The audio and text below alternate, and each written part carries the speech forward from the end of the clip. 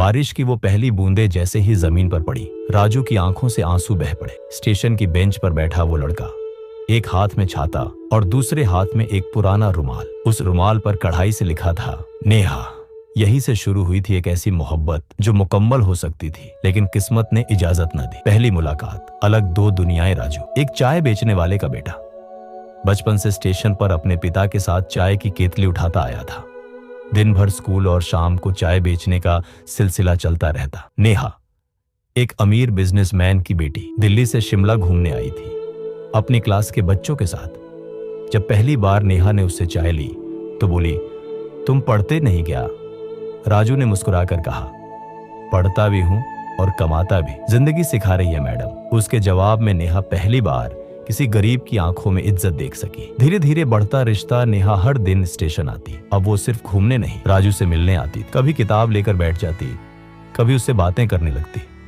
राजू को पहली बार लगा कि उसका जीवन भी किसी फिल्म जैसा हो सकता है। राजू, तुम कितने सीधे हो, नेहा ने एक दिन कहा, और तुम कितनी सच्ची लगती हो, उसने जवाब दिया।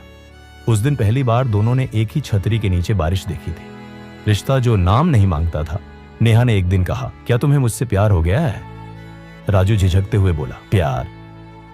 हाँ, लेकिन मैं कह नहीं सकता था, क्योंकि तुम्हारा और मेरा जहां एक नहीं है। नेहा ने उसकी हथेली पकड़ी। तो क्या प्यार सिर्फ अमीर गरीब देखता है? राजू की आंखें भर आईं। नहीं, पर दुनिया देखती है, और शायद तुम्हारा पापा भी। वो आखिरी दिन नेहा को लौटना था दिल्ली। वो स्टेशन आई, इस बार बिना मेकअप के, सादे कपड़ों में। उसकी आंखें भीगी थी। राजू, चलो मेरे साथ। कहां?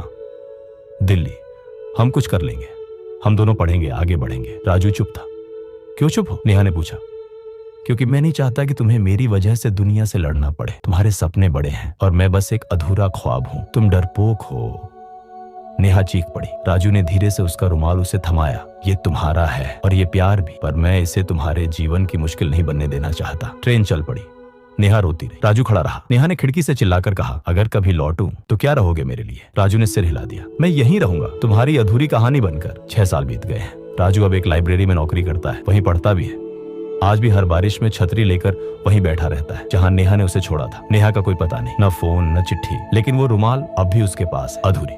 पर अमर कहानी प्यार मुकम्मल हो जरूरी नहीं। कभी कभी उसका अधूरा रह जाना ही उसे खास बनाता है। वो गई नहीं थी, बस उस प्यार को वहीं छोड़ गई थी जहां पहली बार उसने चाय ली थी। अगर तुम चाहो तो इस अधूरी कहानी को फिर से मिलन या नेहा की वापसी के साथ एक नई कहानी में भी बदल सकते हैं। बताना चाहो तो मैं उसका भी अगला भाग लिख दूं।